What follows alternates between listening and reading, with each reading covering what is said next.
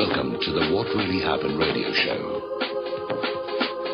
Because World War III is a really bad idea. Here is your host, Michael Rivero. And aloha, America. Welcome to our show today. It is Friday, March 18th, 2016. Thank goodness it's Friday, Kaahumanu Friday, going into the weekend. We have a lot of stuff to talk about today. It's been a very, very busy news day. The phone lines are open, 877-300-7645. Brad is sitting in our control room today, answering the phone calls and putting you on the air with your comments and questions. And, of course, the lovely Lady Claire will be joining us in our third hour, as she does on Fridays, with her unique perspective on the world. Well, obviously, the big headline and, of course, the We Hate Donald Trump network has been totally obsessed with this all morning long, is they have arrested a suspect in the Paris terror attacks. Basically, they've fingered the patsy that they're going to blame this all on to keep the cover-up going. So we're not going to spend a lot of time on that. Let's turn immediately to the presidential campaign and the candidates. And we are seeing a very telling story over at Zero Hedge. The gloves are off. Trump accuses Hillary of being involved in corruption for most of her professional life. Tell us something we don't know, Donald. And the gist of the article is that Hillary's campaign might be tempted to sue Donald Trump over that statement, which would then open the door for a civil action in which all the evidence of the Clinton wrongdoing could be brought and not be overridden by the Attorney General or thrown out by a Clinton-appointed judge. And so it's now come down to a Trump versus Clinton campaign, the GOP leadership's desire for something else notwithstanding. Now, next Monday, Donald Trump is going to be speaking to the America-Israel Political Affairs Committee, which is the largest foreign policy lobby inside the United States, but for some reason is not required to register as a foreign policy lobby, part of the special treatment that Israel seems to get from the puppet regime that is running this country on their behalf. And apparently rabbis and Jewish leaders are planning to boycott Donald Trump at AIPAC, which means I guess they're not showing up. And they're opposed to the fact that he wants to bring a genuine peace to Israel and Palestine, which is not what Israel wants. Israel wants a bigger piece of Palestine, is what Israel wants. And we're seeing even more telling articles over at Your News Wire. Israel declares war on Donald Trump. And I'm still getting all these emails, I presume, from the Ted Cruz campaign and Hillary's people and everything saying, no, Donald Trump is an Israeli puppet. You want to vote for our Israeli puppet. But it's very clear, looking at the reaction by Israel's media and Israel's political supporters, that they're not saying that Donald Trump is an enemy of Israel. He's just not willing to do what he's told to do. And, of course, that is his chief attraction with the American voters. So, apparently, Israeli political forces in the U.S. are launching a new media war against the Trump campaign. And they're specifically attacking his promise to bring about peace in the Middle East. Well, this would be kind of an opportunity here, because we're already seeing the GOP entrenched party leadership self-destructing over Donald Trump. We could see Israel's influence over our government severely damaged by this. They're already losing their grip, and they're in a panic. If their fangs aren't sunk into the jugular of Washington, D.C., they don't know what they're going to do.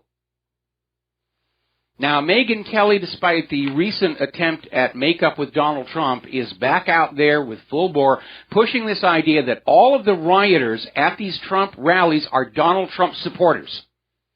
And we know that's not true. MoveOn.org and Black Lives Matter, maybe that should be renamed to Brown Shirts Matter, are openly out there saying, yeah, we're doing it. We're causing the ruckus here. We're going to terrorize Americans into not supporting Donald Trump, which is an act of terror under the USA Patriot Act. And they're still trying to make it look like this is all Donald Trump's fault, when we know it's bought and paid for by MoveOn.org. They found the talking points dropped in the street in Chicago. They found the ads in Craigslist and all these other websites organizing people to go on down and we're going to cause a ruckus. We're going to have fun disrupting the Donald Trump rally. Blah-blah. And it's now getting very dirty and very personal, because apparently Donald Trump's son, Eric, received a threatening letter at his home in New York City. The letter contained a white powder, which has been determined to be harmless, and the letter itself said that unless Eric convinces his father to drop out of the campaign, Eric's children will be harmed. Okay, nice people we have running for high office in this country. And I want to point something out. Even the mafia has a rule. Hands off on the family. When this is all business. When this mafia don is going after that mafia don, you don't go after the wives, you don't go after the children. And that tells you how low our government has sunk. They're worse than organized crime. Now, going on over to Hillary Clinton, a lot of people are starting to wonder if her memory is not working after that gaffe where she came out and said, we didn't lose anybody in Libya. Yeah, we did. The ambassador, 3 of the staff at the consulate in Benghazi.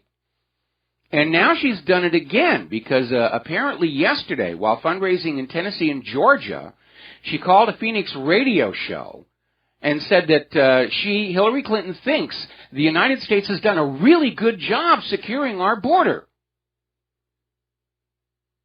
This lady is delusional. Our border is wide open. Illegal immigrants have been pouring on into the country. They're getting driver's licenses in states like California, and having a driver's license is going to be all the ID they need to register and vote, even though they're not legally allowed to. And I understand why Hillary may be tempted to say that, because one of Donald Trump's big selling points is we need a wall across that southern border. And all of Donald Trump's enemies are saying, well, building a wall to separate people, that's wrong. Unless, of course, it's in Israel and Palestine, and then it's really cool. And if you say anything about it, you're a dirty, filthy anti-Semite who wants Hitler to come back and gas the Jewish babies in the ovens, so forth and so on. And so Hillary is trying to negate Trump's advantage on the hostility that Americans are feeling toward this flood of refugees and illegals who are coming on in, increasing the unemployment problem, soaking up social service revenues, and bringing in diseases with them, not to mention drugs and crime. This refugee or immigrant process is a filter. We're not getting the best of the people in those source countries. The best of the people in those source countries are going to stay in the source countries. Things are good there. What we're getting are the people who couldn't make it in those countries. We're getting the people who are fleeing prosecution in those countries. And they're pouring on in, and Hillary says, we've done a good job securing the borders. That whack on the head must have been a lot worse than they're letting on, between that one and the comment about not losing anybody up there in Libya. That's just absurd. More bad news for Hillary Clinton. All of the black Democratic voters who were supporting Obama because he was black, they're not exactly coming on over to Hillary to support her because she's a woman. And so her numbers in that demographic are continuing to decline. And Hillary's scandals are coming on out full bore. Over at Aleppo News, they have an article on how Hillary Clinton lied her way to war in Libya.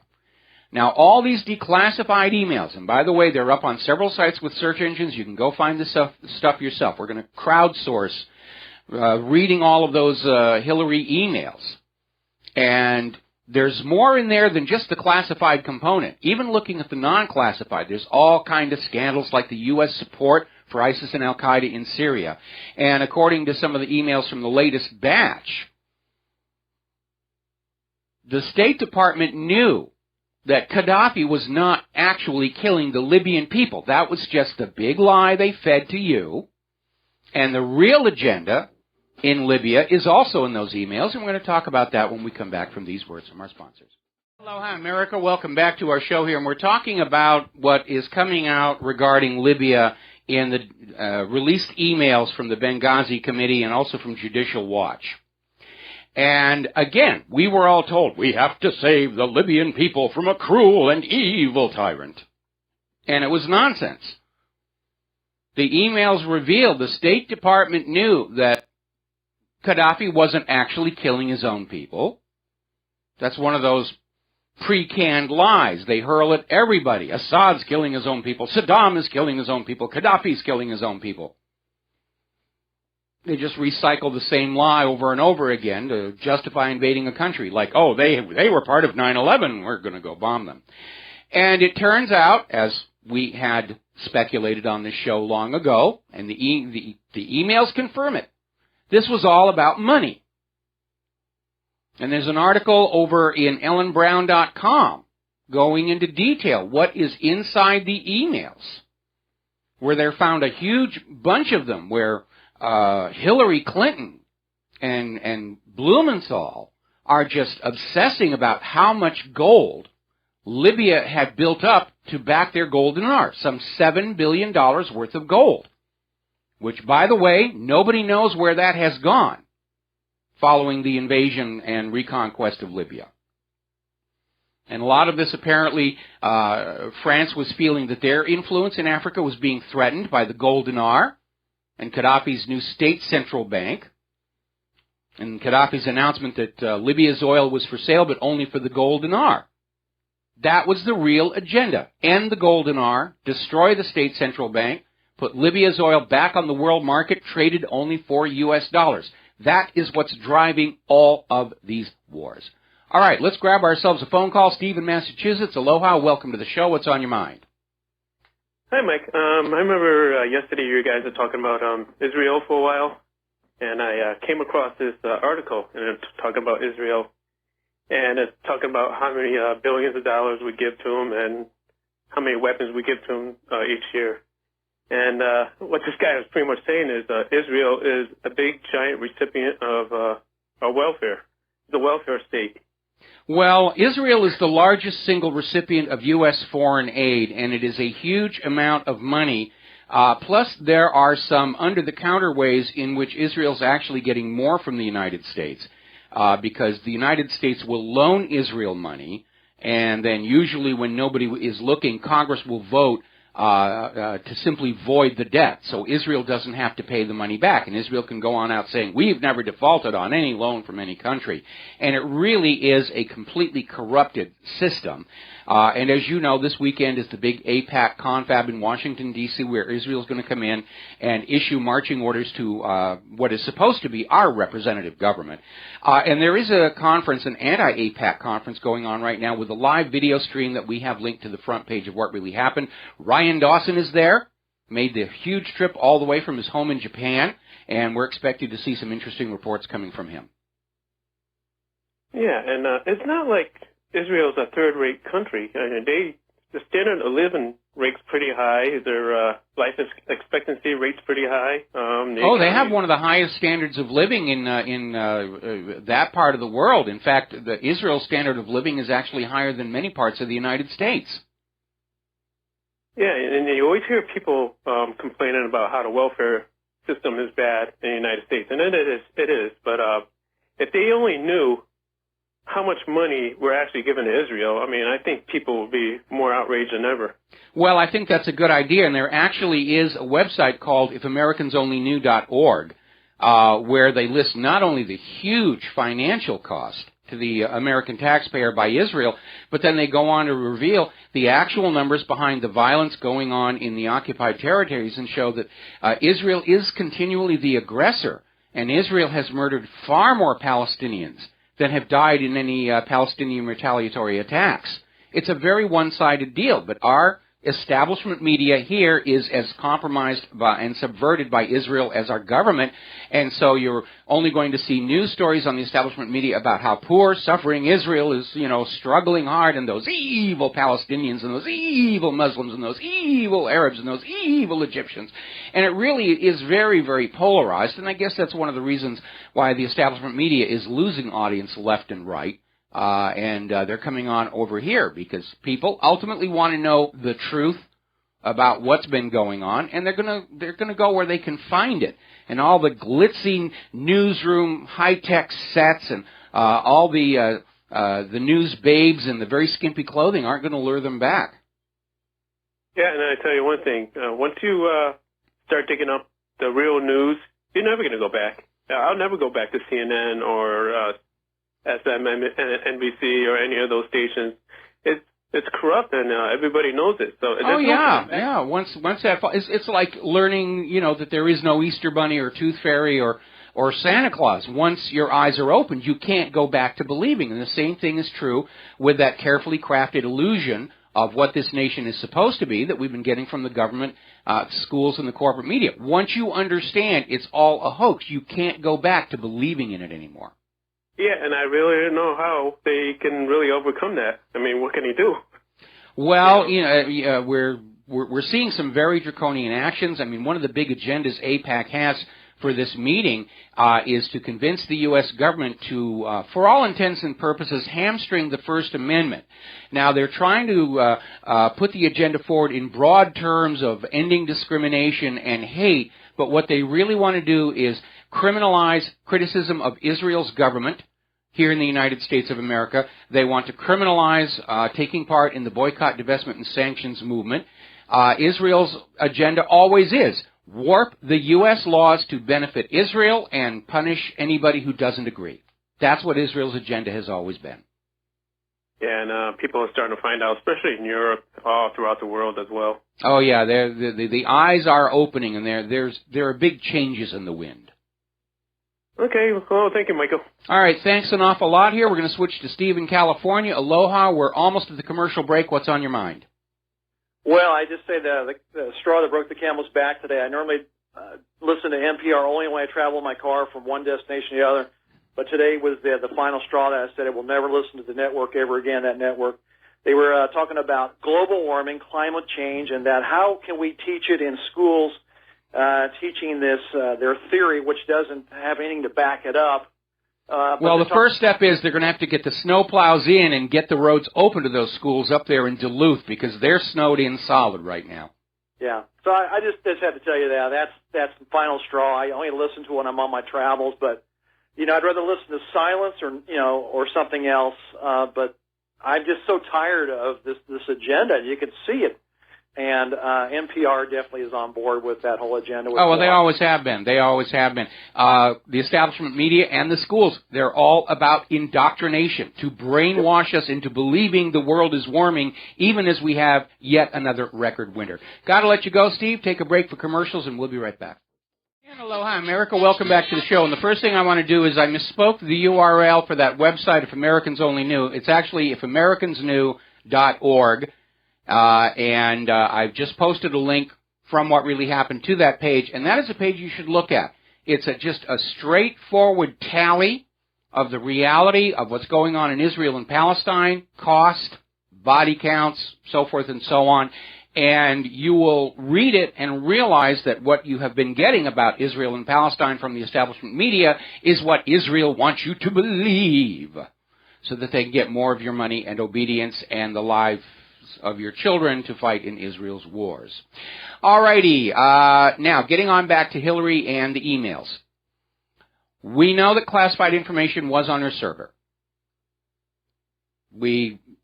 That's established, despite Hillary's claim, no, I never sent or transmitted anything. Yeah, she did. I've counted up already 15 felony violations of Title 18 that she should go to prison for, at least lose her job the way Petraeus did. But it turns out there's an even darker problem. This is over in theobserver.com, and they're talking about Hillary's NSA problem. And apparently Hillary's relationship with the National Security Agency during her tenure as Secretary of State was not a very good one. She was making requests that would bypass security that the NSA refused to go along with.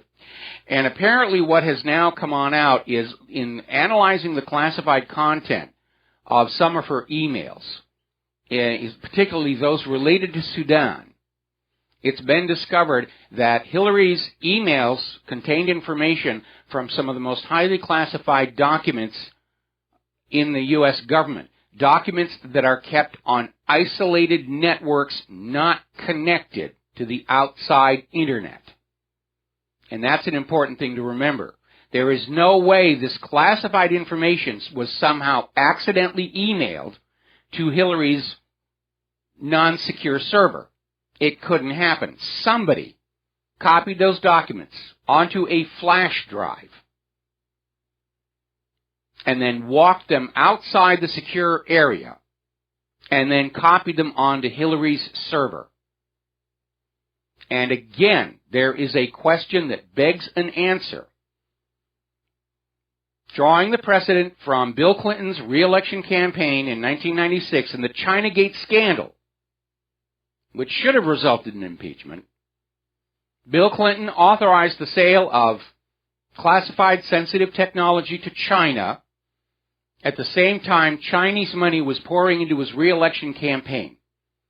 And they were using Chinese American citizens as a cutout to make it all legal, but during the investigation, these cutouts came on out and said, yes, I'm getting the money from Chinese intelligence. So, with that precedent, it is valid to ask if Hillary Clinton was selling America's highest secrets using her weak email server to deliver the materials and collecting and laundering the payments through her charitable foundation. It's a question that needs to be asked.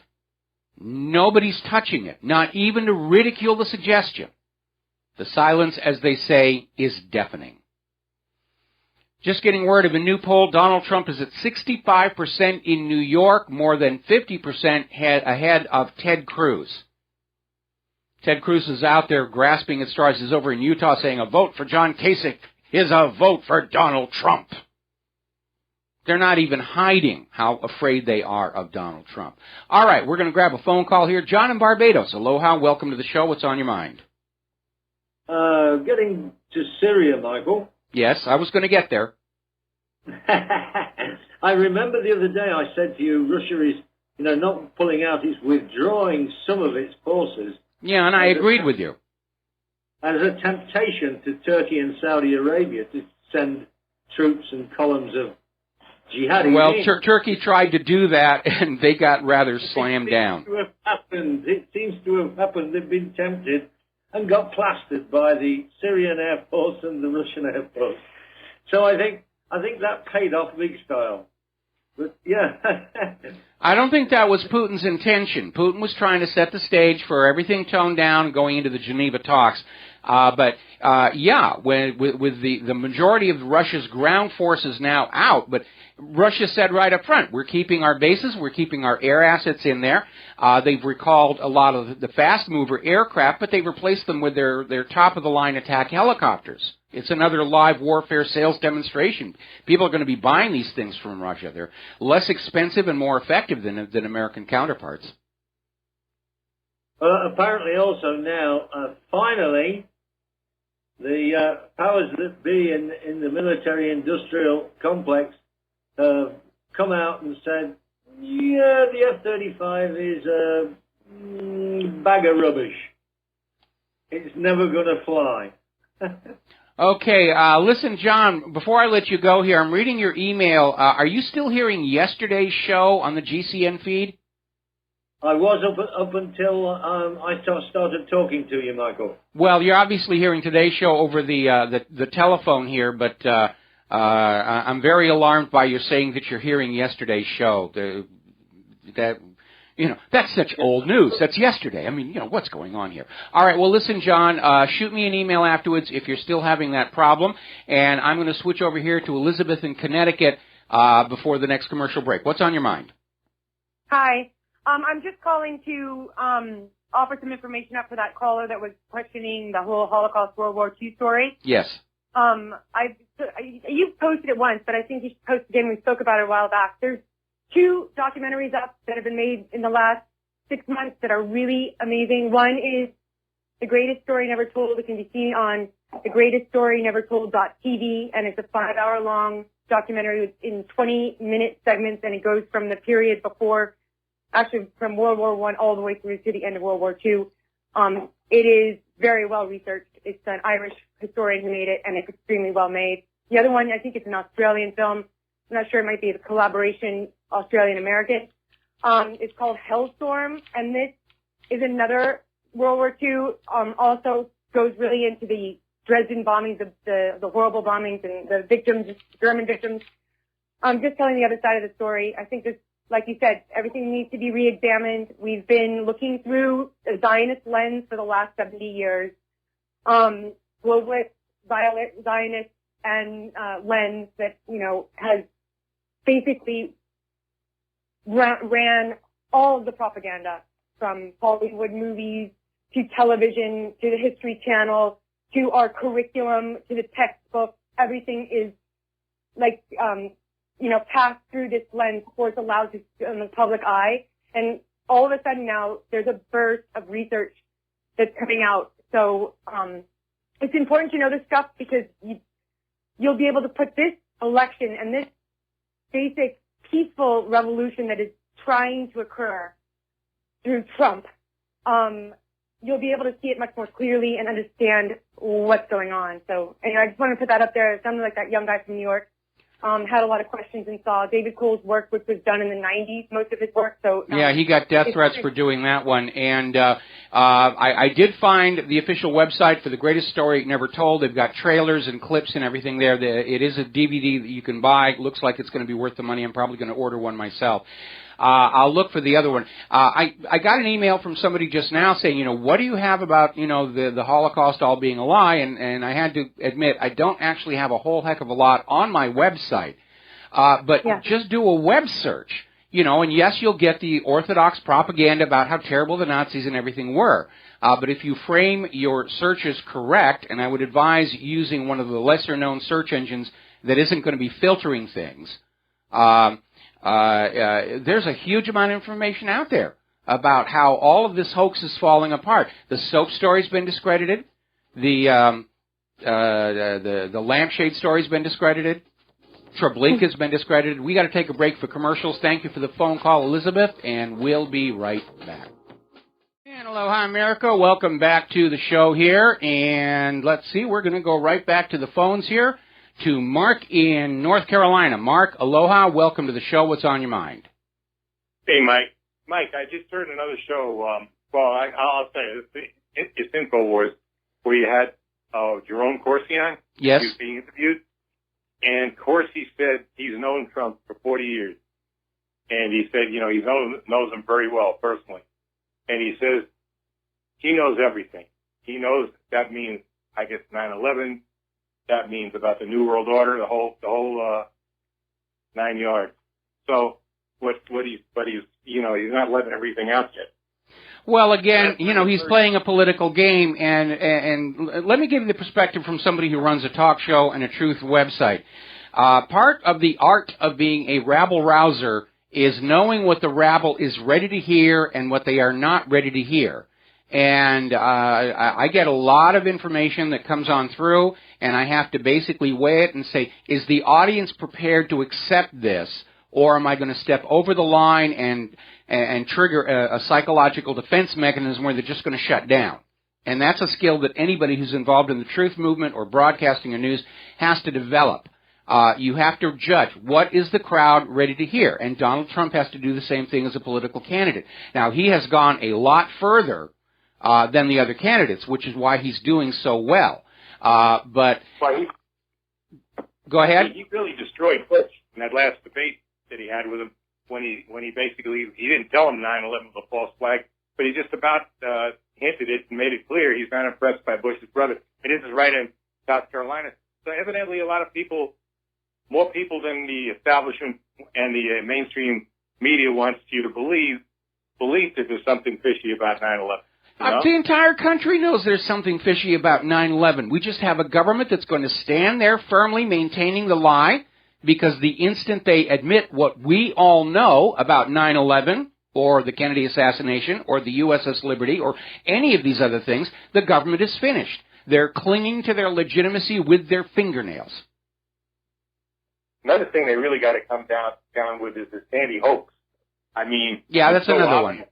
That's the hoax, And, like I said, that's why I hope that once he gets in, he said he's going to look to prosecute Mr. Slick Willie, and not too many candidates would say something like that, He'd be looking to investigate what really went on. But this guy, hopefully he'll be safe. Hopefully nobody will get to him. Hopefully his security doesn't just rely on the Secret Service. And hopefully he will get in, no matter what they try to do, what kind of shenanigans the Republicans try to pull on him.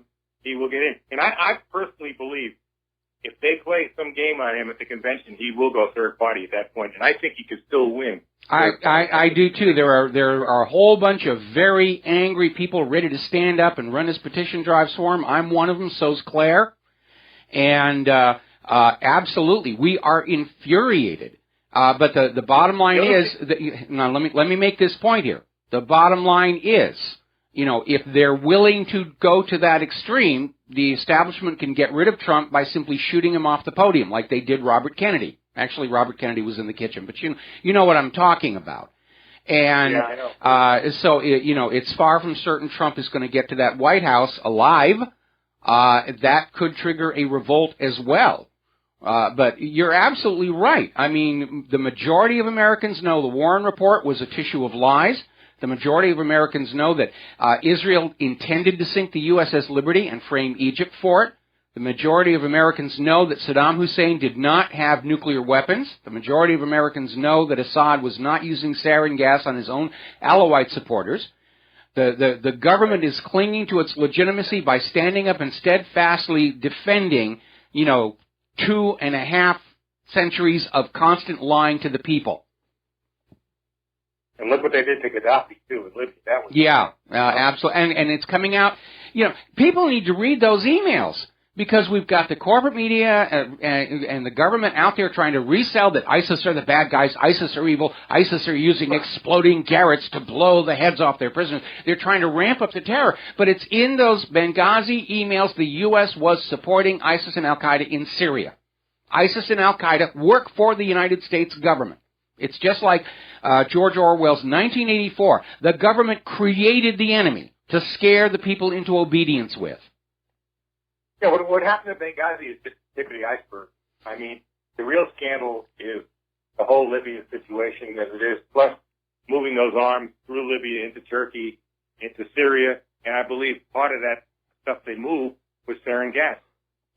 Well, in all probability here, but again, it's in the emails. Libya was destroyed for money and to protect the U.S. dollar.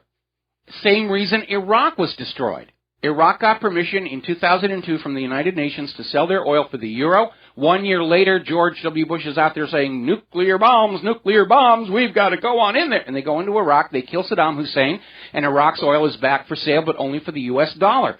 That's what's driving all of these wars. Let me lay it out for you one more time. The U.S. economy is in serious trouble because they were getting rich off of a piece of the action of the rest of the world's commerce. Our manufacturing has been allowed to decline in both quantity and quality. We're not a manufacturing powerhouse anymore, and nobody wants our GMO agriculture.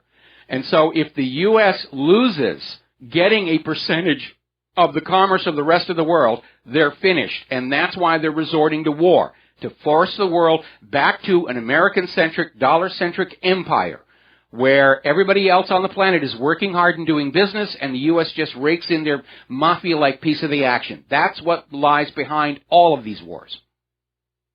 One other thing, Mike. Yeah. If Trump does decide to go third party still, would he be able to get on that all states ballot? We would have to have petition drives in all 50 states to get him on the ballot, and you know something? I think he could do it.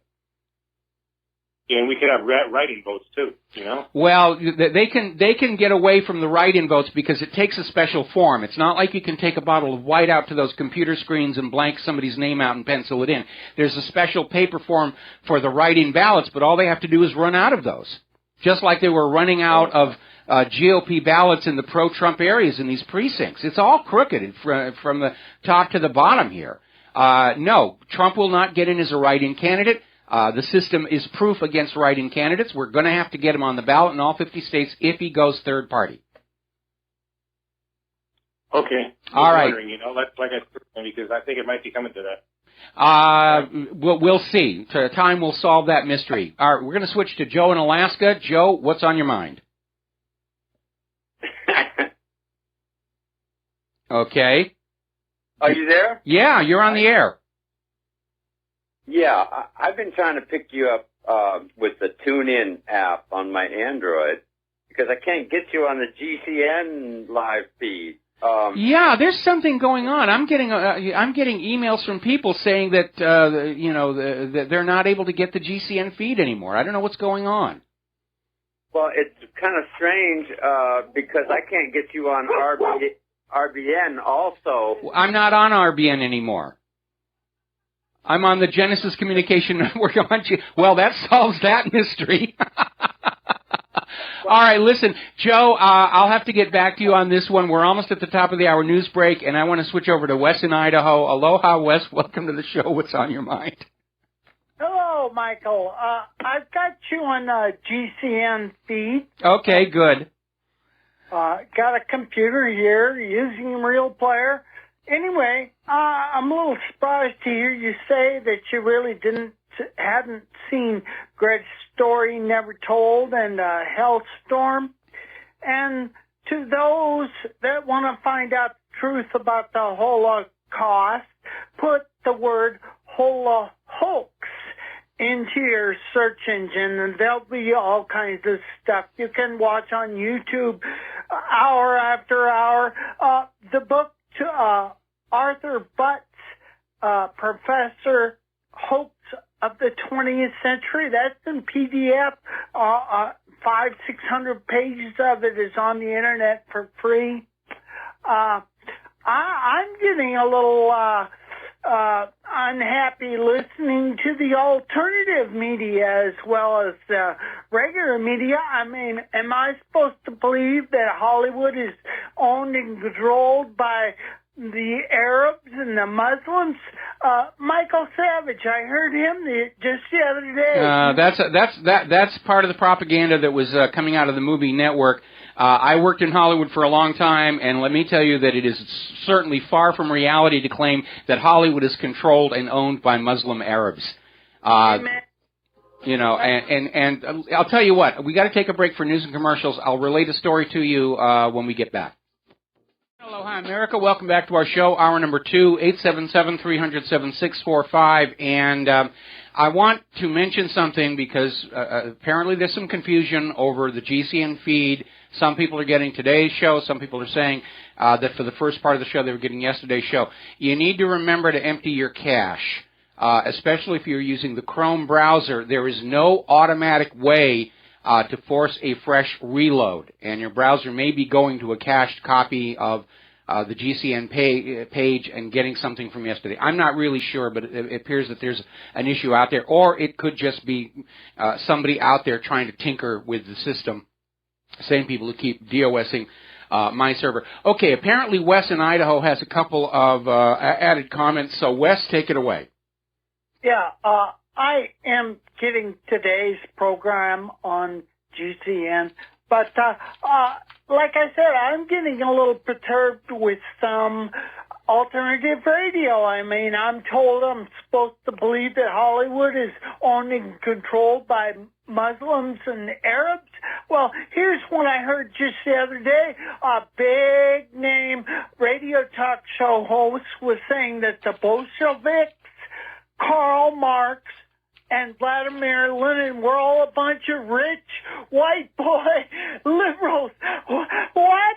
Hey, the first thing for a good patriot, which he calls himself, is to identify the enemy, and that falls short of identifying the enemy. That's confusion. Lastly, I was a bit surprised to hear Steve from Kentucky correct you on the brown shirts as actually being Spartacus. The communists were actually doing the terrorism on the political leaders leading up to Hitler. Can I correct you on this one, Michael Rivero? The Gun Control Act of 1938 by Hitler, it did not really take away the guns. In fact, it liberalized ownership of the guns of most people. Yeah, the Jews in 1933 declared war upon Germany. And in 1938, Jews were not allowed to have guns.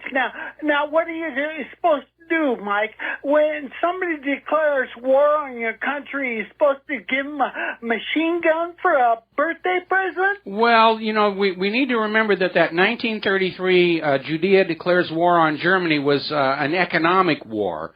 Not a real bloody war, but of course it set the stage for World War II. Again, we have to be very careful going back into history, because we've been raised our entire lives with a very skewed, distorted view of history fed to us in order to justify various political agendas. And even after 22 years of being a truth activist, I find myself having to go back and, re-examine things that I was taught. And more often than not, I find out it's just a general pack of lies. Now, switching subjects here again, I just put up the page from Rents where they're quoting an article written by Ben Stein, who came out and I said, do Jews run Hollywood? Yeah, what of it? That's just the way it is. And they have a bunch of quotes from other people. Now, I worked in Hollywood for a lot of years, and I'm not really interested in going on back, so I can be honest about it. And yes, it is true. The Jewish presence is disproportional in Hollywood. They recognize it is not only a great moneymaker, great opportunity for graft, but it's a powerful propaganda tool for serving Israel's interests.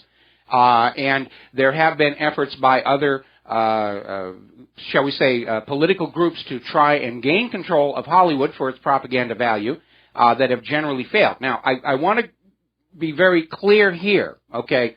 Just because somebody is Jewish doesn't mean they're going to be a bad person. Yes, we had people like David Begelman. It was a huge scandal. He was stealing royalty checks from people who'd worked on productions at the studio and signing them and cashing them. And, people just sort of out of fear ignored it until I think it was Cliff Roberts who came forward and said, look, I'm being stolen from. And it was a big scandal. And all of these, these powerful people in Hollywood rallied around David Begelman. He'd committed a crime. And they rallied around and said, if you prosecute him, if you try and fire him, we'll all quit and take our business someplace else. And Begelman was eventually forced to step down. Now, that's the negative side. But the other side is there's a lot of people in Hollywood who are Jewish who are truly wonderful people. And this is an opportunity for mention. One of my dearest, closest friends in Hollywood recently passed away. Her name was Renee Valente.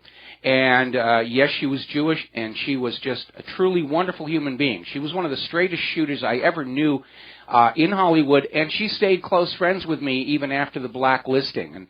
And our friendship sort of moved away from filmmaking and production and, going through her problems with Burr and then her sister and everything. And we stayed in close contact right up until her passing, and I miss her greatly. So there's a spectrum, okay? So saying that, as Ben Stein says, what of it? The Jews control Hollywood. Some are very bad people. A lot of them are very good. And we have to take them on a case-by-case basis. Okay? And let's, Steven Spielberg, great director. I'm blanking on the other guy I wanted to use as an example. But you get my drift here. But yeah, there is a very clear bias, it's kind of a tragedy that we have been so brainwashed to avoid discrimination in our lives that we are often blind to when we ourselves are being discriminated against. But if you go back and you look at people, and again, this Rents article, people like Marlon Brando, once they've had their careers and they're over, they'll come out and very honestly tell you what's going on. Okay, so this idea that Muslims and Arabs are controlling Hollywood, that was actually a fictional line that came out of the movie Network by Patty Chayefsky, was the screenwriter. And Patty had originally wanted to talk about Israel's control of Hollywood, and they said, no, you can't distribute that. Nobody will distribute that with that. So they said, we'll make the Arabs the bad guys. Now, it's true that other groups want to get into filmmaking. They have not really been able to get much success inside Hollywood itself. When Mohammed, Messenger of God, first came out, its premiere was struck by unexplained technical difficulties where they couldn't show the film. It still went on to be a major, well, not a major success, but a success. But this is one of the reasons why filmmaking has now left Hollywood behind. And Hollywood is kind of a ghost town. It's a great place to be if being in Hollywood is your life's ambition. But we're seeing tremendously wonderful films coming from other places around the world. where there are different people who are in charge of the process. There's a lot of film production gearing up in the Middle East, funded by Arab money, oil money, and they're starting to put out some good product, like the company that did the recent movie Contagion about this Ebola-like disease, and I didn't like the fact that they made bloggers the bad guy, but it was still a very well-done movie and very entertaining to watch. So, you know, the iron grip on movie making is definitely slipping. Let me share one more apocryphal story with you. When Edison first invented movies,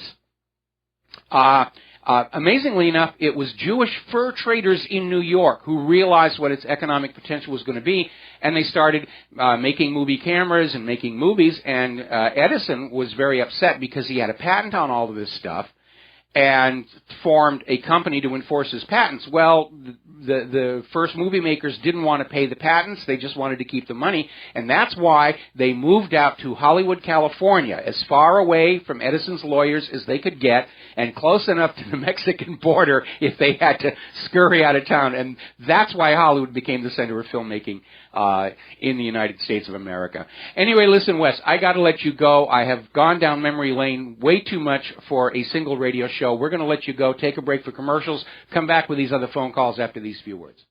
And aloha, America. Welcome back to our show today. The phone lines are loaded up, but I do have to get some actual real news fed into the program here. So getting on back to the campaign here, article out of rootforamerica.com, Wake Up, Ted, it's time to make the phone call. And this article's position is it's time to face reality. Donald Trump will be the 2016 GOP presidential nominee.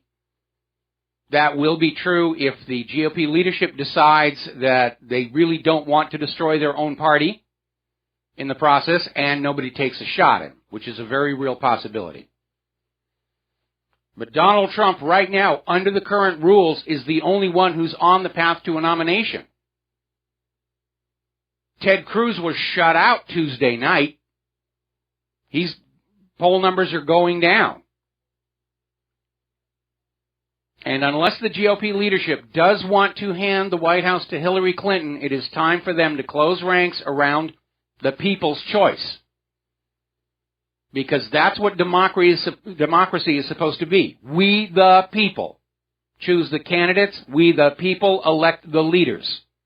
Not George Soros, not the Rockefellers, not the Rothschilds, not Tel Aviv, not the corporations. We, the people. If you don't like that, then resign your government position and find some profitable, productive line of work. Now, something else that we posted, and we've actually posted it twice, it's a document being stored over at Scribd, the Cruz citizenship timeline documented. This is by far the most accurate and thorough analysis of just how Ted Cruz came to the United States of America, and it makes it completely clear. Ted Cruz does not meet the natural-born U.S. citizen requirement to be President of the United States of America. And you need to share this everywhere that you can. He's not a natural-born U.S. citizen. He's a phony. He's a fake. Pretending in order to get the White House. He can't serve as president under the Constitution. He can't serve as vice president under the 12th Amendment. Now, the Tea Party and the GOP leadership and the establishment media may all choose to look the other way on this issue and say you're just making a big deal about nothing. But does anybody here think for a moment that if Ted Cruz becomes the GOP nominee, that Hillary's lawyers and Hillary's PR machine are not going to jump all over this and kick him out of the race so that we'll go into November with just one candidate on the ballot? It's happened in other countries. It could happen here. All right, let's grab ourselves some phone calls here. Connie in Holland. Aloha, welcome to the show. What's on your mind? Hi, Michael. How exciting.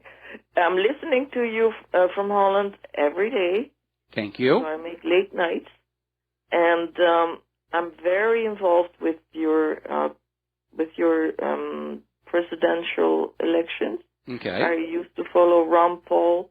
I was very much for him. He made me very aware of what was going on, actually, globally. And now I feel it's so important that Donald Trump wins, because it's very important for us too. If Hillary wins, it means war. Yes, and it's going to be right on your front yard, so I can understand your concern. You have a valid, reason to be worrying about that.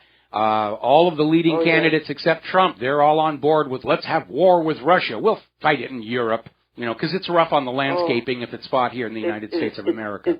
It's nauseating. It's nauseating. A lot of people just get pain in their stomachs when they see what's going on.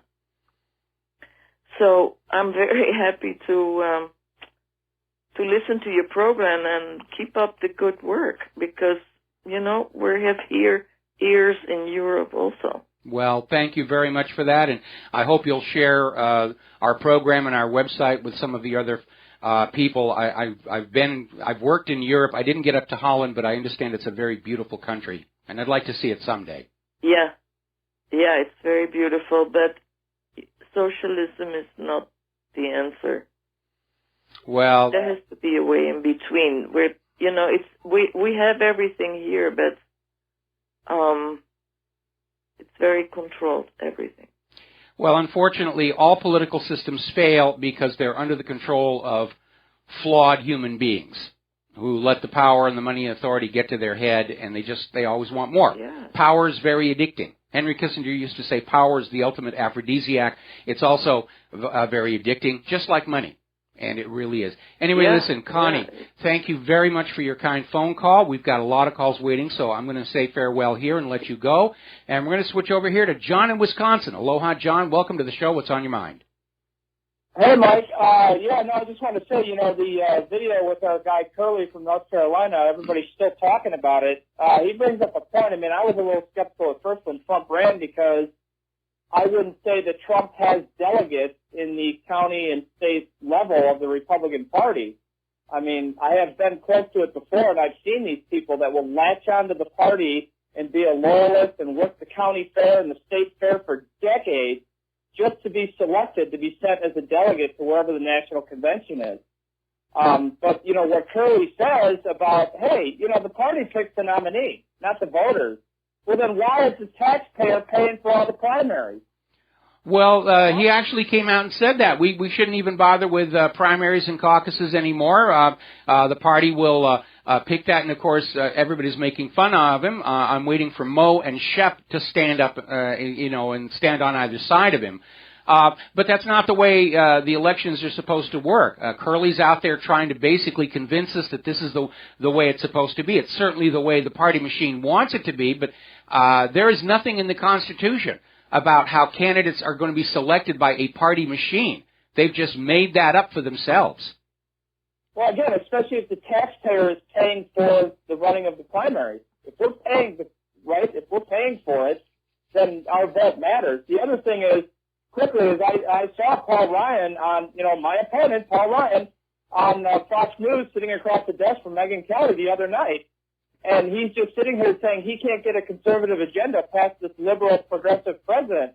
Well, if your party wants the White House, dummy, you've already got a candidate who's sweeping the nation. So drop all the establishment GOP, never Trump garbage. Stop it. If you want the White House and you want to get a conservative agenda through, get behind Trump. The more he keeps playing this game, Mike, I don't have to study the issues to go against this guy and beat him as an independent. All I have to do is go, he's standing over there against the will of the people. Game over. Well, certainly that's what we are trying to establish with this election.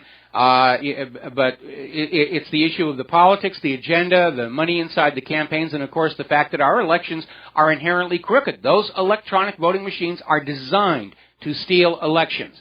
And we're going to have to generate landslides to overcome that. We got to take a break for commercials. Thank you for the phone call. We'll be right back. Aloha, America. Welcome back to the show here. And I know we got callers waiting, but I'm going to get some actual real news in here. Over the last 24 hours, the Syrian army has continued their advance in Homs, Aleppo, and Hama. They're making huge progress against these U.S.-backed terror groups, jihadis, whatever you want to call them, all the people coming in from Turkey. Well, the people coming in from Turkey got in about halfway before they were absolutely hammered by the Syrian and Russian air assets. The Syrian army has now taken control of the Thayim oil fields, And this was one of the oil fields where ISIS was stealing Syria's oil, smuggling it across the border into Turkey, where Erdogan and his family were selling it. So Erdogan's going to be really upset about that right now. Now, the Syrian opposition group is demanding that Russia stop supporting Damascus. I'm sure Putin is going to chuckle just a little bit at that. And another more alarming report is that Syria's armed opposition are now using heavy weapons, including multiple launch rocket systems. Now, I wonder where the heck they got those from. That is serious, serious artillery. According to Commander, in fact, the Chief of Staff of the Iranian Armed Forces, Major General Hassan Firouzabadi, is saying that it is Israel that is demanding President Assad step down, and Israel's puppets in Washington, D.C. are simply parroting that. All right, let's grab some phone calls here. Dave in Florida, aloha, welcome to the show. What's on your mind? Hey, Mike, how you doing today? Doing fine. Listen, Mike, are you familiar with the birth abroad that supposedly Cruz has got? Have you ever talked to anybody that's went through that process? I'm sorry, you lost me. Can you? That Cruz supposedly has gotten. You see, my daughter was born overseas in Germany. Yep. And I was medevac back to the United States, and she got a birth abroad, but I never filed for it. And she was going to get married. Yeah, but you're a U.S. citizen. Literally. You're a U.S. citizen. Okay, Ted Right. Cruz's parents were Canadian citizens when he was born. But this is the key, Mike. You only have to the age of 18 to get a birth abroad. After the age of 18, you got to get a U.S. passport, which is basically what they do to any foreigner that comes in and gets sworn in. They don't get a U.S. citizenship birth certificate. They go by their U.S. passport. So if he just got his birth abroad a few years ago, it's illegal, Mike. You can't do it like that. You need to do a little research on it. It has to be done before the age of 18, even if both parents are U.S. citizens. Okay, well, that's another little wrinkle on that one. But at this point, you know, it is for anybody who looks at the letter of the law and the history of the Cruz family. He's not a natural-born U.S. citizen. Anyway, listen, I hate to do this, but the calls are pouring in, and I'm trying to be fair to everybody, so we're going to switch over here to Ralph in New York. Aloha, Ralph. Welcome to the show. What's on your mind? Hey, Mike, how you doing? Just a quick question, you know. I just want to ask you, what's going to happen concerning the real estate economy throughout the inner cities? Even though Donald Trump is a major real estate mogul, what's going to happen to a lot of his, all these properties, these condos and these apartments all over the country, actually, all these high rents are paying? What's going to happen when this really go down? In your opinion, what could happen? Well, when Donald Trump becomes president, all of his holdings have to go into a blind trust. And it'll be up to the trustees whether they're going to maintain ownership of those properties, whether they're going to sell them off and invest the money someplace else.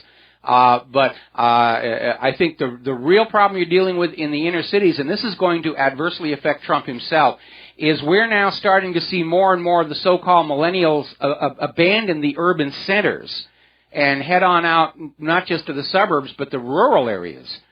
Because the urban rents have simply reached a point of simply not being supportable anymore.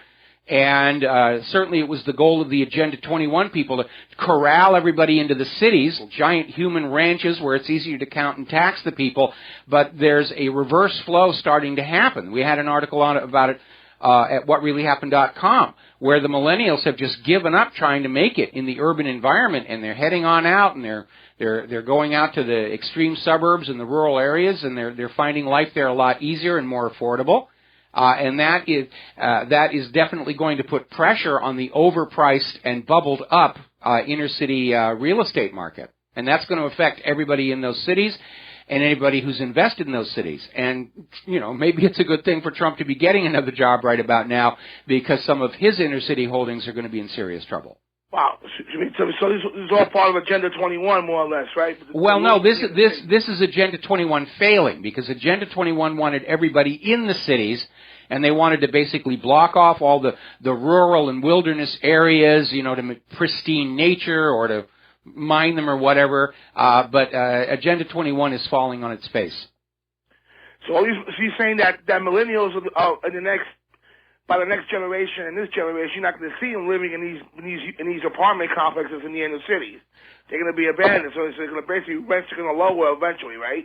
Well, in theory, it should, but the problem is that all of these properties have been flipped many times, and they were purchased at very high prices on which the loan payments have to be made. And the interest payments have to be made, and if the rents go down, then these owners of these buildings are going to have to declare bankruptcy. But if there's nobody in the building, there's nobody in the building, and so we could see another major real estate crash occurring within the inner cities. So this is all basically part of gentrification, going back to the mid 1980s and 90s to now. What's all part of the agenda to lure Agenda 21, but you're saying it's failing now, so it's not working towards millennials. Yeah, because the economic realities are working against it. You know, when you cluster everybody together tightly, living space becomes a premium, and the apartment units get smaller and the prices get higher. But eventually you reach a point where people are just saying, it isn't worth it to be in this city, especially with all the crime and corruption and the dirt and the infrastructure rotting away anyway. American cities, for the most part, are not attractive places to live any longer. And so, yeah, there's a reverse migration going back on out where people are spreading across the land, which is actually a healthier way to live anyway. Listen, Ralph, I need to let you go. I need to get back and actually do some news here. Now, Iran is up there at the Geneva talks on Syria. They are very angry that some of the leaders of these U.S.-backed terrorist groups are up in Geneva being treated as if they're senior diplomats. And, of course, these people are there at Geneva in order to push the U.S. agenda. Break Syria up, Assad out. And Iran is very upset about that. Now, apparently, down in Tehran, their Provisional Friday Prayers leader, Ayatollah Mohammad Ali Movedi Kermani, is saying that he's got evidence Saudi Arabia bribed the Secretary General of the Arab League, Nabil al-Arabi, to declare Hezbollah a terrorist group. That was received with a great deal of shock in the Middle East for the Arab League to come on out and declare Hezbollah a terrorist group, and now we're finding out that apparently the Secretary General of the Arab League was bribed to do that. So what the Arab League is going to do about this scandal, we don't know. Meanwhile, BBC is reporting that Saudi Arabia is going to scale back the military operations in Yemen. They have utterly failed to bloody the Yemenite people to the point where they'll reaccept a U.S. puppet ruler. Now, of course, that does not mean that the U.S. government isn't going to go on in with an outright invasion of Yemen, because, by golly, we can't allow any of the conquered provinces of the American Empire to break away. It'll give all those other provinces bad ideas. It's one of the reasons they really hate Iran, because in 1979, Iran set the precedent. You can kick out a U.S. puppet ruler and survive. We'll be right back. Aloha, America. Welcome back to our show here. We're going to grab one last phone call, then we're going to shut the phone lines down because I really have some news stories I need to hit today. This being Friday. So, Andrew in New York, aloha, welcome to the show. What's on your mind? Hey, Michael, I want to say about Syria. Okay, Syria. And the Pentagon has been shocked how well advanced Russia is with their Air Force. And they probably thought they were, worse than but it turns out, they underestimated the Russians. Oh, they clearly underestimated the Russians. We're seeing that opinion being expressed all around the world. But you need to also recognize something else was going on. The United States was not really in Syria to attack ISIS and al-Qaeda. They were there to bomb Syria into giving up and getting rid of Assad and accepting a U.S. puppet ruler. And so when Russia comes on in and says, we're going to really go after ISIS and al-Qaeda, of course they're going to look a lot better at doing the job because the U.S. wasn't really doing that job. In fact, we've now had confirmation come out in some documents here in the U.S. government that at the time when we were all being told by the establishment media that the U.S. was in Syria to get those evil ISIS and al-Qaeda, that John Kerry was pushing for cruise missile attacks against Damascus to drive Assad from power. So the U.S. was playing a double game, and Russia called them on the bluff. And at the same time, Russia got to demonstrate their latest and greatest weaponry in a real combat situation, and it came off looking stellar. And when you look at what's coming out now, I mean, I was going to talk about this article in the Daily Beast where the military is finally acknowledging that the F-35 is a piece of junk. But of course, it's far too late for them to admit, to do any good by admitting that, because the F-35 program is now so deeply entrenched with jobs and contracts and money and everything, they really can't cancel it at this point. So the F-35 is a piece of junk, but it's now an established piece of junk and an institution over there at the Pentagon. And so they're going to have to push on forward and try and get something useful out of it.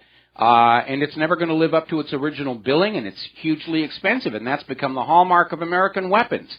Hugely expensive, not really very effective, and we're going to be sending our young people off to try and fight a war against Russia and China in this overpriced junk. And I know I keep coming on back to this, but there's a book and a movie you need to look at. It's called The Pentagon Wars. The movie is funny, but it's based on the true story of the Bradley infantry fighting vehicle. And the film was directed by Richard Benjamin, Kelsey Grammer as stars in it. And it's hilarious, but it's a true story about how they were trying to rig the tests to get these contracts out there and just make a huge amount of money. One thing I want to say is a lot of people say that the U.S. government is just like Hitler in World War II. Like they feel like they have like wonder weapons, like Hitler used to say that they have like some secret weapons that will beat the Russians.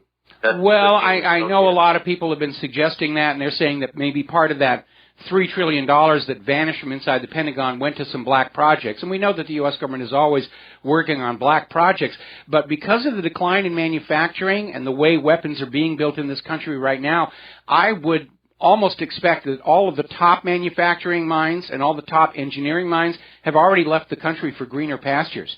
When you start having an outflow of citizens from a failing empire, it's the best and the brightest who leave first. Okay? I just want to say, Okay, Andrew, I'm sorry. I got to let you go, and we're going to close the phone lines here because we're coming up on the top of the hour, and I have some stories I really do need to get to. The Pentagon is now skipping tests on a key component of the U.S.-based missile defense system. They've decided not to bother testing out the little reaction control jets that will allow the warheads to steer and hit their incoming target. Because after all, it's making money, and that's really all it was ever for anyway. Let's see. I'm going to skip on down here a little bit to a story that came in just a little while ago. As you know, over in Flint, Michigan, that's become the epicenter for an earthquake that is spreading across the country regarding the quality of our drinking water. We have an article by Erin Brockovich that's up on our website today where she's out there hammering home the point. This didn't happen overnight. This was allowed to happen year after year after year after year after year. And it's a reminder. Earlier today, Fox News was going on about how a Trump candidacy is going to harm all the GOP candidates. So, by supporting Trump, you're going to hurt your GOP representatives and your GOP senators and your GOP mayors and governors and the rest of it. And they were basically trying to put out the message that as bad as the current government is, it would only be worse under Donald Trump. No, it couldn't be. We're at bottom right now. And the Flint water proves it. We have a government that for the sake of a few bucks to give to Israel, to give to Wall Street, to give to the war machine, allowed the American people to be drinking toxic, poisonous water out of their faucets. And that is something to be thinking about when you go into the voting booths in your primaries and the general election. The people who are in power now made a decision that it was better to let you drink toxic tap water and spend your tax dollars elsewhere. They made that decision. It's a conscious decision. How could things be worse in this country? Now, there's another story just came on out. Apparently last December, there was a break-in at the executive office inside Flint City Hall where all the water quality files were kept. And now, here we are, March 18th, and they're saying it might have been an inside job. Supposedly a TV set was taken, but they didn't even take the power cord, which means they took the TV to make it look like a burglary, but they were in there to do something with those water files. Another little story. This is very interesting. There's a scientist, Dr. Stephanie Seneff.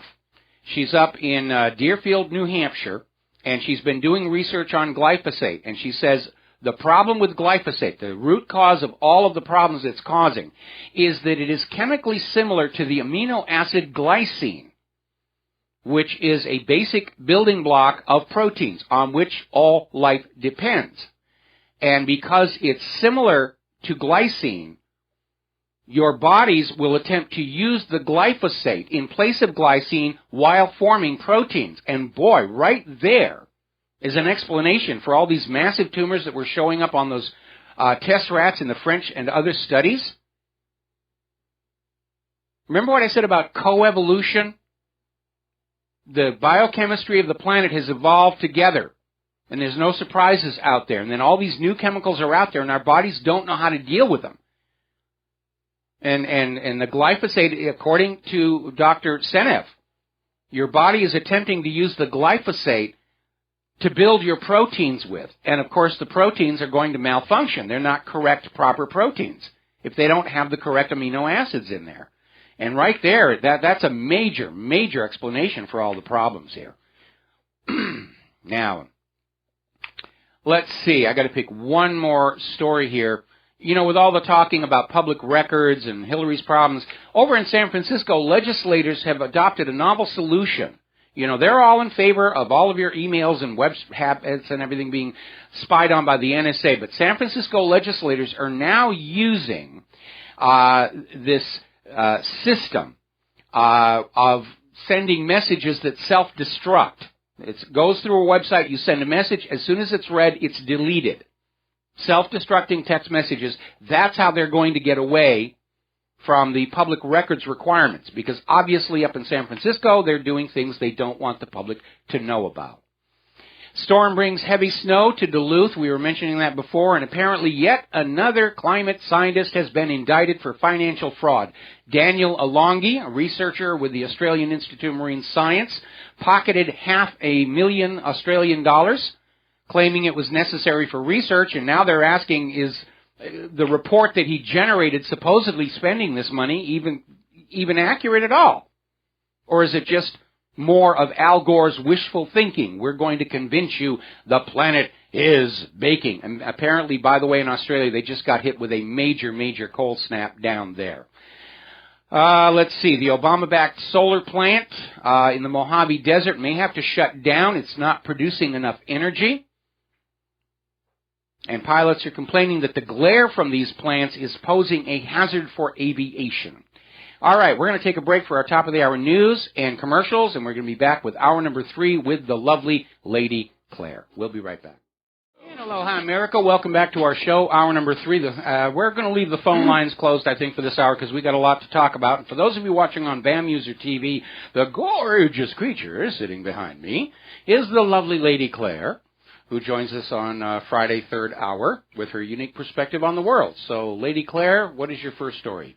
This story really bothered me, and I think it's because at the little church I attend, there has been vandalism and potentially the selling of drugs. And, you know, you have to wonder what these kids were thinking. And the article is about a homeowner who shot and killed a teen burglar. And the family's response seemed to be, how else was he going to get his money? Well, I mean, we've only got a 5% unemployment rate, according to the government. There are plenty of jobs for this young man to have here. But here's what happened. Relatives of a 17-year-old are angry because the teenager was shot and killed by a homeowner who police say was protecting her property. I believe this happened in Florida. The sister of the teen identified him as Trayvon Johnson. She said that he was a college student. And the comment that she made, and I'm going to read this verbatim, I don't care if she have her gun license or any of that. That was way beyond the law, way beyond, said the cousin. And then they said, you have to look at it from every child's point of view that was raised in the hood. You have to understand how he going to get his money to have clothes to go to school? You have to look at it from his point of view. Now, it's a tragedy the kid died, but, you know, I mean, my gosh, people in certain areas are scared to death of burglaries, and we've had our spate here. Yeah, we've had our problems with the druggies in the neighborhood. Look, I'm going to lay it out here right now. If you break into my home, I am not going to be looking at the situation from your point of view. No. I'm going to be looking at you over the gun sights. Yeah, and, you know, there are several things that really bother me about this. Number one, where were the family values which should have prevented him from making this choice in the first place? It sounds to me like those were the family values. Yeah. You know, if the government's not going to give you enough money for whatever, just go on out and take what you want.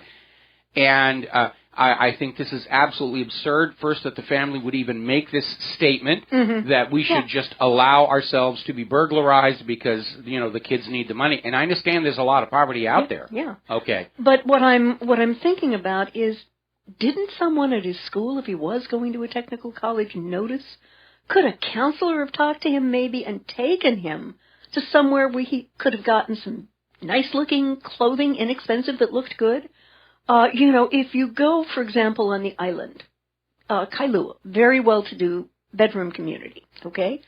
Their Salvation Army has dresses and suits that may have only been worn once and are gorgeous and probably cost $300 to $500. You know, I don't feel like legitimizing the family's either. comments, you know, with this. I mean, the reality is, you know, when you talk about illegal actions, there's an order of precedent. Who broke the law first? Yeah. And I feel sorry for this kid and his family, but the reality is this kid broke into somebody's home with the intention to steal things. Yeah. And at that point, you know, I don't know what the law is in Florida, but in many states in the United States, there's what is called the castle law, or variations on the name. I know that. Now, I'm not condoning the burglary, but I have to wonder if just a little bit of intervention from somebody around could have prevented this from happening. You know, well, I'm sure there's a lot of things that could have been done. Yeah. But again, I'm going to go back to the family. You know, as you said yourself, where are the values? Yeah. And based on the comments by the sister, apparently that family has been raised with this attitude that, you know, if you need new clothes, new shoes, whatever, you just go on out and take it. Yeah. And we've seen these horrible stories about young kids being killed by other kids who wanted the branded, the Nike running shoes or something like that. And we're seeing the brutalization of America, where, you know, life is cheap but Nikes are expensive. Yeah, you know, and it's really a terrible indictment as to how far we've fallen as a society. I'd like to flip back to the international stage. Apparently, the Syrian war is entering its 6th year with graver dangers ahead. Now, in terms of what actually is going on with Syria, the national economy has been shattered, and over half of Syrians unemployed and 85% living in abject poverty. Much of the country has been plunged into darkness after continuous attacks on power stations and the infrastructure. But it's been interesting. The attempts to sell this war to the American people as a humanitarian intervention by the Obama administration and its media accomplices, and even by various pseudo-left organizations to portray it as a revolution, have fallen totally flat. Now, we're in an election year, so the question is how much harder is Obama going to push the war in Syria? Because this is something candidates don't like us to be talking about and confronting them with. And, Mike, it's my belief that every candidate running for Congress or the presidency needs to be confronted with questions about these horrific preemptive wars and extract pledges to stop them when they take their oaths of office. Because, to my mind, they're not about freedom or allegedly protecting the American way of life, but ultimately it's our sons and daughters, husbands and wives, and friends and relatives being killed or maimed for life to enhance corporate profit. Period. End of discussion. Well, again, the issue is a little more strained than that. Right now, the entire U.S. economy is being propped up by the interest and other advantages of the rest of the world using the U.S. dollar for cross-border trading. Right. And, for natural resources to be traded for dollars, because then everyone has to come to the Federal Reserve and borrow dollars at interest, or they have to bring us real manufactured products and agricultural produce for those pieces of ink and paper before they can conduct trade with other nations. Now, that system is falling away, and that is the reason for all the wars. The U.S. doesn't have good manufacturing. Nobody wants our agricultural produce because of the GMO problem. And so without that mafia-like piece of the action of the global commerce, the U.S. financial system is doomed. And they're trying to solve their problems by reconquering the entire world and forcing everybody back to using the dollar. And ultimately it will lead to war with Russia and China, because ultimately it's a war between the U.S. paper dollar and the ruble, and the U.S. paper dollar and the yuan. And that's what's driving all of this. Everything else is just window dressing. Yeah. Mike, do you think that in this election year, understanding that it will probably be Hillary Clinton who will be the Democratic candidate for president, do you think Obama's going to push for a war in Syria all the way between now and November? I think they're going to try and get the wars going much sooner than November, so that Hillary can campaign as a war president, and they can basically chide Trump for having had his pacifist approach to Russia and China. I don't think we're going to get to the end of this year without truly being in an involved major global war. Yeah, unfortunately, my assessment is pretty close to that. There was a very interesting statement by the EU that I want to share with you and our listeners and viewers.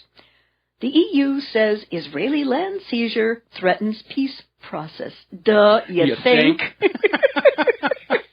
We've been together for a while, haven't we, dear? Oh, yes. We've been together so long, I forget how long we've been together. Oh, a seizure of land by Israel in the West Bank raises questions about its commitments to a two-state solution to end the conflict with the Palestinians, the European Union said in a statement on Thursday. Echoing remarks this week by Germany and France, the EU's Foreign Policy Service issued a rare statement directly criticizing Israel for appropriation of 579 acres. That's a lot of land near That's Jericho. A lot of land, and I'm sure France did not sign on to that one. We got to take a break for commercials, and we'll be right back after these few words from our sponsors. And aloha, America. Welcome back to our show. And what is next on your list? Well, I'd like to go a little further into the EU statement about the Israeli expropriation of this land. Israel's decision is a further step that risks undermining the viability of a future Palestinian state and therefore calls into question Israel's commitment to a two-state solution. And I read this and I'm having a palm-to-forehead moment. Does the EU not understand that what Israel wants is territory by any means necessary? They want it all. They don't want. That's why they're against Donald Trump. Donald Trump is talking about finding a peaceful solution, a two-state solution. They don't want that. They want it all, and that's their intractable position. And I think what is really significant about this isn't that Israel's continuing to grab more Palestinian land, because they've been doing it all along. It's that more and more of the EU nations are willing to stand up and say, yeah, Israel is behaving badly. Yeah. And it's an indicator that Israel is not only losing its lock grip on the U.S. government, but it's starting to lose its lock grip on the governments of Europe as well. And I think that's a very, very good thing. Yeah, but it's like, folks, don't you understand what's going on here? And the major issue of the territory that's been chosen, it's going to, the way the area is configured, prevents the potential of forming a contiguous Palestinian state in the future. Just ain't going to happen, Mike. Oh, well, Israel's engineered that, the way they've broken up Palestine into little tiny pieces. The design has been to prevent a contiguous landmass that could become the new Palestine. And this last piece, I think, is probably the last real piece of the puzzle, unfortunately. And for the Eretz Israel crowd, the country of Israel wants the right to all territories from the Nile to the Euphrates. And everybody, take a look at a map of the Middle East and see what impact that's going to have. That's a big swath of land. Yeah. But if you look at the flag of Israel, that blue stripe at the top and the blue stripe at the bottom, that's what they symbolize, the Nile and the Euphrates. Yeah. I'd like to talk about a statement that Secretary Carter made yesterday. Mm-hmm. And he said, we don't want a draft. I love the way he put that. It stands to reason that you will reconsider the selective service system and its treatment of females in view of the Department of Defense policies and practices with respect to women, Carter told the Senate Armed Services Committee. But the second thing I'd like to say about the selective service system and the draft generally is this. We want to pick our people. We don't want people forced to serve us.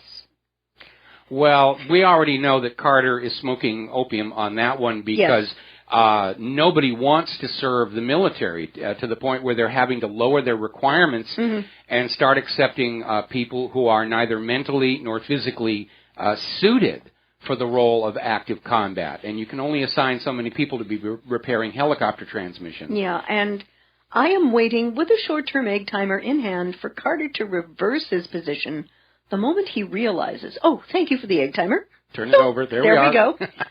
When he realizes that the U.S. government doesn't have the troop strength to create a positive outcome to a conventional war against Russia and or China.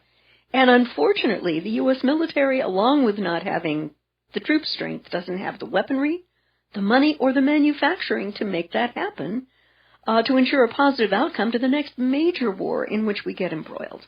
Well, Carter's statement actually is part of a propaganda process. Yeah. Because the U.S. government is trying to take the position of, we don't really want war. It's all those other people are just forcing it on us. It's, Russian aggression, and they stole Crimea. Yeah. The Chinese are stealing these islands they made in the South China Sea.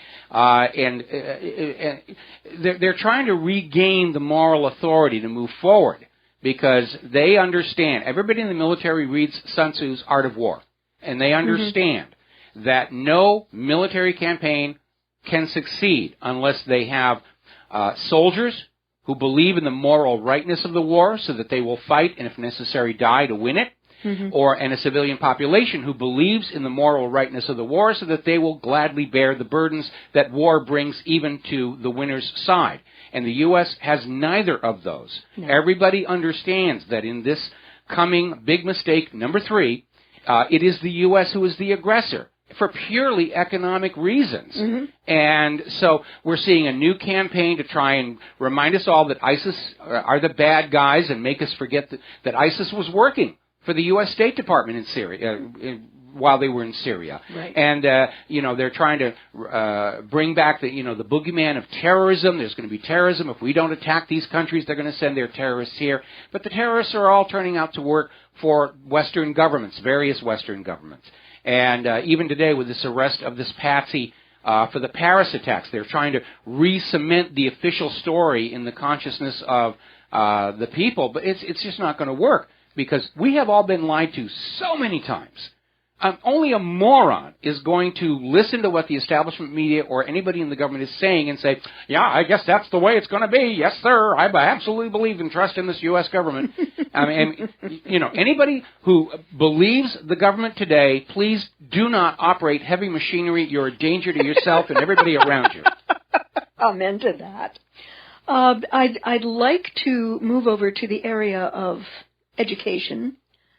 Apparently the FBI wants teachers to go full Stasi on American kids. And for those of you who might not know, the Stasi was the old East German intelligence arm. There is a report that's been issued by the FBI, which continues to be carefully nonspecific, and suggesting that most would-be violent people are not to be found by establishing a pattern.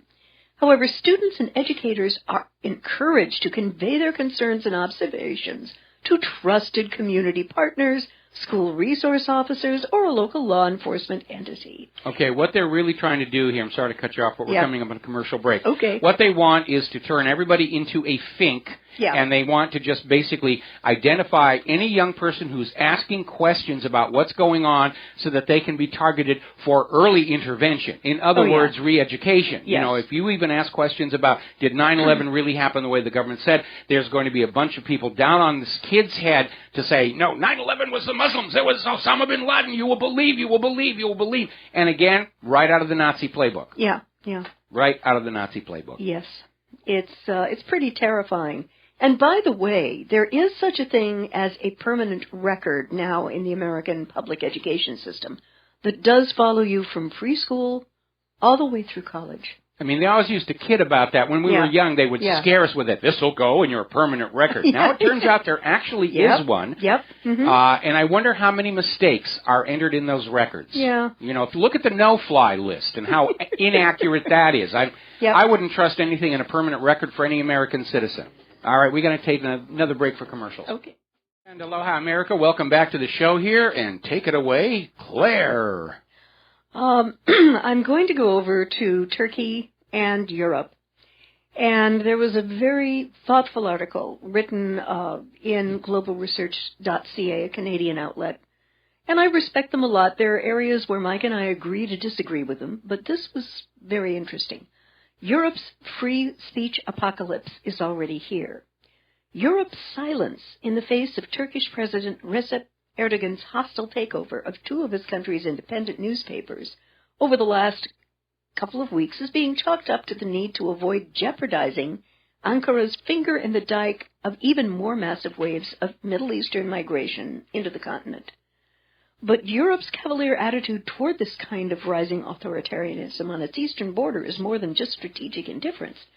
It's symptomatic of a steady erosion of core civil liberties within Europe itself. I mean, take a look at France. That's a perfect I think example. That's a very good example.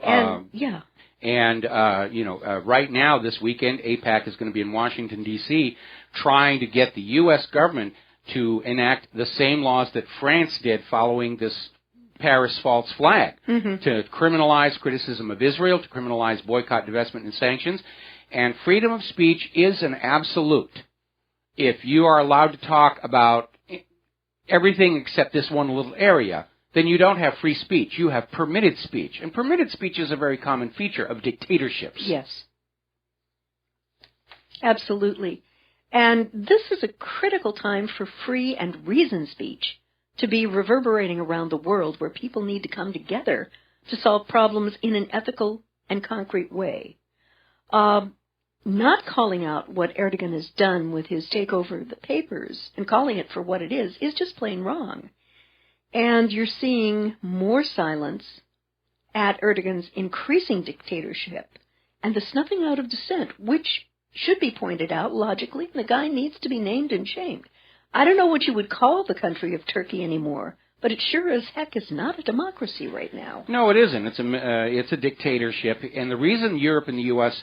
aren't commenting on it is because Turkey is basically the staging area for the coming invasion of Syria, and so they have to stay friends with him. And while Turkey is in that strategic position relative to Syria, Erdogan can do whatever he wants and not be criticized by anybody in the establishment media or the various European Union and United States government. The problem is Erdogan is talking about deploying the Turkish army against his political opposition party, and that is something that, if it happens, it's going to be very hard to put any kind of a positive spin on that by the establishment media. And so Erdogan is very much out of control. He's a loose cannon. As I mentioned earlier, the Syrian army has recaptured one of the oil fields that ISIS was sucking dry and smuggling the oil across the border to Turkey for Erdogan and his family to sell. Now that oil flow has been cut off. That's going to build more pressure because Erdogan's son was part of this whole operation, so was Goldman Sachs, and all of a sudden they're in a position of not being able to deliver on the oil contracts they've already signed. Yeah. It's unfortunate. And also unfortunate is the fact that in the Turkish constitution, the best I know, there is no equivalent to the Amendment 25, where the president may be relieved of his duties for physical or mental disabilities. And the growing sentiment with Erdogan is he is really becoming a loose cannon. He is. He absolutely is. Yeah. It's a very unstable situation. Maybe Erdogan is going to be the person who really starts World War III in the Middle East, and then everybody else gets to say, see, we didn't want war, but, that gosh darn Erdogan, it was all his fault. Yeah. And, these wars get started in these fringe areas, and they get warped to the real purpose. Look at World War I. That actually was a war between Serbia and Austria-Hungary. And then the U.S. gets in, and all of a sudden, magically, Germany becomes the enemy. Yeah, yeah. And that all had to do with treaties and alliances, if I recall my history correctly. Right? Well, it was a mishmash of treaties and alliances. It was the very thing George Washington warned us against in his farewell address, the foreign entanglement situation. But mostly it was about Germany becoming a manufacturing titan that was able to outproduce and outsell both Great Britain and the United States of America. And so that was the real agenda, to smash Germany, put them onto a private central bank to keep them enslaved to Europe. But then the Nazis broke Germany free of the private central bank. They revived manufacturing. Germany was a manufacturing powerhouse again. If you look at all wars are bankers' wars, there are all these quotes by Winston Churchill saying that if Germany is allowed to rebuild their industrial base and become an exporting power that we can't compete against, we will have fought World War I in vain. And so, again, that was the agenda. It was all about the money. And the hard reality is that nations that are not enslaved to private central banks are unbeatable. Nations that are enslaved to private central banks, which are sucking off the lion's share of the profits as interest on the public currency, cannot compete with a truly free economy. And so they always resort to ginning up a war against these other countries. I mean, and look at Iceland, for heaven's sakes. They're doing great, and they threw their crooked politicians and bankers in jail. And they wrote off most of the debt created through fraud, and their economy is soaring. And you're not going to hear that in the establishment media, because the establishment media doesn't want you slaves getting uppity ideas about throwing criminal bankers in prison and simply saying this debt that was created through fraud doesn't exist anymore. You are not obligated to it. To the money junkies, a debt is actually an asset. Even if there's little hope of it ever being paid, it's treated as an asset. I have a thing of value. And it's a very warped way of looking at the economy, to treat a debt as an asset. It's counterintuitive, but that is the way they are thinking. Yeah, it's really unfortunate. I'd like to go to President Obama's upcoming visit to Argentina. And apparently he is going to declassify military records on U.S. role in run-up to 1976 Argentine military coup. He is going to Buenos Aires next week to coincide with the 40th anniversary of the 76 military coup that started Argentina's 76-83 dictatorship. Not a whole lot has been put forward about the U.S. role leading up to that period, in which thousands of people were forcibly disappeared and babies systematically stolen from so-called political prisoners. Susan Rice has said that Obama would use his trip to announce a comprehensive effort to declassify more documents at Argentina's request. Okay, I'd like to insert something here. There's a website called Third World Traveler. It's been around for a very long time. Yes. I'm going to post a link to it to WhatReallyHappened.com. And in there is a lot of very revealing information about how the U.S. has, in many South American countries, been playing that same game. Go on in, overthrow the elected government, impose a dictatorship, and bleed the place dry. And they did it in Chile in 1973, like they did in Iran in 1953. And yes, they did it to Argentina. They even at one point tried to do it to France, but they failed miserably. And that's when France asked to trade all their paper notes back for gold. Right. And apparently, Henry Kissinger gave his approval to the dirty war in Argentina in the 70s, in which up to 30,000 people were killed. Kissinger, who was America's Secretary of State, is shown to have urged the Argentinian military regime to act before the Congress got back into session and told it that Washington would not cause, quote-unquote, unnecessary difficulties. That's what Washington is really good at. We've got to take a break for commercials. We'll be back with the last segment of our program after these few words. Hi, America. Welcome back to the show here. Last segment of our program on this Pauhana Friday, and take it away, Lady Claire. Well, I was getting back to this newly revealed set of documents about Argentina and a very rough time the people there had. Apparently, Kissinger had a meeting with their foreign minister, Admiral Cesar Augusto Guzzetti. At the time, the U.S. Congress, concerned about allegations of widespread human rights abuses, was poised to approve sanctions against the military regime. According to a verbatim transcript of a meeting on October 7, 1976, Kissinger reassured the foreign minister that he had the backing of the U.S.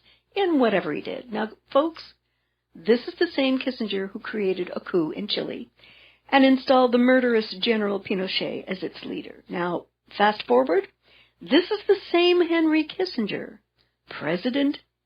presidential candidate Clinton has counted on and continues to count on for foreign policy advice. And in fact, as reported in the New York Times website, in February of this year, Kissinger is a friend, and I relied on his counsel when I served as Secretary of State, when she was doing a review of his book, explains a lot. World Order. Yeah. So what I'm saying is, if past is prologue to the future, I really have to shudder to think what foreign policy is going to look like under a Hillary Clinton administration. But I would almost be willing to bet on the following: more preemptive wars and a return of the draft, which will include both our young men and our young women. Okay. Well, I mean, you know, Kissinger's record is clear. There are some countries on Earth where he can't set foot across the border without being arrested. Yeah. And I remember there was this quote that came on out during the whole situation in Chile, where they overthrew the elected government of, I'm blanking on who. Allende. Yeah. Yes. And put in the dictator Pinochet. Yeah. And Kissinger justified it to Richard Nixon, saying that the issues are too important to leave to the Chilean people. You know, we can't let this country go socialist just because that's what the people want. And unfortunately, as it turns out, that kind of an attitude is not unique to Henry Kissinger. We're seeing it on display with the current GOP leadership. You know, that, you know, picking a candidate is too important to leave to you morons and you slaves. You're just here to work and give us wealth and breed new soldiers and so forth. And that kind of an elitist attitude inevitably leads to oligarchy. They feel they're superior. They feel they deserve more. And so over time, as we have seen in this country, all of the wealth of the nation is drawn out from the people in the nation and put into their pockets, and they're living lives of extreme comfort, wealth, and privilege because they believe in their heart of hearts that they absolutely deserve it because they are making all the decisions. But again, under the Constitution, we the people are supposed to make those decisions. And the fact that they are stealing for themselves that authority to make decisions for us, I don't agree, entitles them to elevated lifestyles. It entitles them to impeachment and removal from office. I agree entirely. I have one final article that I thought would be of interest.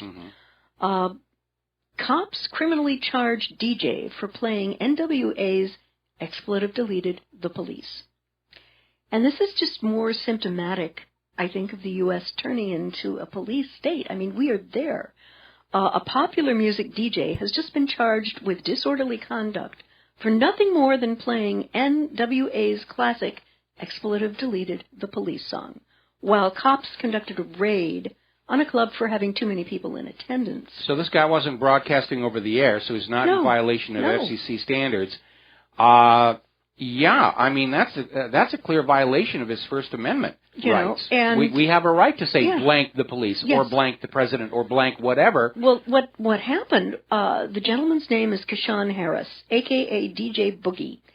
He just couldn't believe the ridiculousness of the police raiding a place for having a few more people than the fire department wanted to see. So at the time that the police raid happened, he began spinning the famous NWA track, which led the officers charging the 25-year-old with disorderly conduct and attempting to start a riot. It's ridiculous. You know, now, on the other hand, when you go into a building and you see this room may not hold more than so many people, please take that seriously. That number is arrived at by looking at the layout of the room and the available exits, and it's basically that's the maximum number of people who could safely evacuate the room in the event of a rapid fire. And so, clubs that have more people in there than the fire department is allowed, they are in violation of the law. I think the police clearly overreacted in this case. Yeah. But again, we are descending into a police state. The police are not here to solve crimes or protect you from violent crime. They're here to terrorize you into submission to authority. Yeah, and I'm primarily a Christian composer, but this is to me also a free speech issue, and I hope his attorney defends him on those grounds. And if all of the police around this country were treating all of its citizens with respect and dignity, this lyric would have never been created in the first place. It's simply a reflection of the anger expressed as a song, and it's no bloody wonder that it has such a resonance with a number of people in this country who have been, I think the phrase I'd use, institutionally dispossessed. Disenfranchised, I think, is an accurate word as well. And we're seeing that not only within our civil society, certainly with the elections, and that Curly Hoagland comment is fully on display. You don't matter anymore to the government of the United States of America. The elites are in control. The oligarchs are in control. We have only two real candidates for the presidency, Mr. Rothschild and Mr. Rockefeller, and everything else is window dressing, except for Donald Trump. He is truly an outsider, and that's why they are so afraid of him. Absolutely. Okay, and, we have about 4 minutes left. Okay. By the way, today in Iraq, there is something that is not getting any airtime whatsoever. Muqtada al-Sadr. Anyone beside me remember this guy? I do. Okay. I do. The Shiite cleric is doing a sit-in with his followers. And he's saying it's going to be peaceful, that no weapons, no disrespect, right at the entrance of the Green Line area.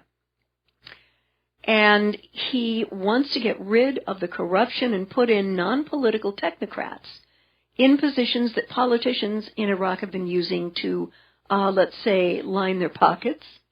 Well, any installed puppet regime by the U.S. is, by definition, going to be corrupt. They're not elected of the people. They don't care about the country. They're there to basically bleed the country, and they're just figuring, I'm going to get a little for myself. Look at the huge corruption crisis that is circulating around Kiev and Poroshenko's government. Boy.